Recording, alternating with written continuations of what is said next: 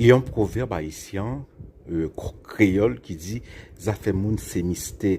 Alors c'est juste pour dire que, voilà, parfois les gens agissent et on ne comprend pas. Il n'y a pas de logique. Mais bon, il doit y avoir une logique intérieure qui nous échappe. Eh bien, c'est la même chose que je me dis lorsque je regarde comme ça le Rassemblement national, hein. Le Rassemblement national, c'était, bon voilà, il y a 30 ans, c'était un parti qui sentait le souffre, hein. Et aujourd'hui, c'est l'une des forces politiques les plus puissantes, hein, en France. Mais le Rassemblement national a un problème. L'Europe, l'Union européenne. C'est Marine Le Pen en 2017 a perdu parce que concernant l'Union européenne, il n'y a pas de ligne claire. Il y avait des gens du Rassemblement national qui disaient qu'il faut sortir de l'Europe. Il y a d'autres qui disent, bon, peut-être on va rester. Il y a des gens qui disent, bon, c'est certain, on y reste. Voilà, c'était la cacophonie. Donc, bon, les gens n'aiment pas ça. Les Français ne veulent pas sortir de l'Union européenne, ça c'est clair.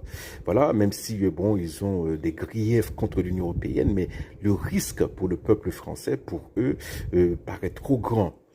Pareil, en 2022, hein, Marine Le Pen, concernant l'Union européenne, c'est la cacophonie. On ne peut pas avoir une ligne claire.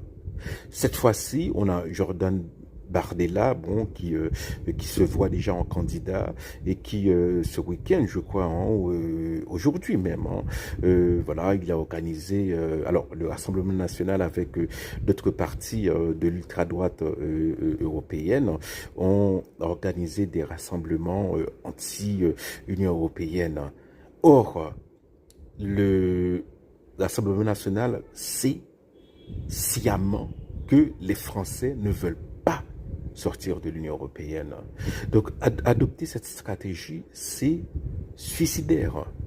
Dans 2 ans, si c'est Marine Le Pen, si c'est Jordan Bardella, si le RN a une ligne anti-Union européenne, eh bien, ils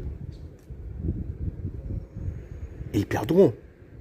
Que ce soit face à Bruno Retailleau ou face à, je sais pas, Gabriel Attal ou Édouard Philippe, hein. C'est que les Français, depuis 10 ans, voilà, ils disent, bon, on a des griefs contre l'Union européenne, mais on ne veut pas en sortir.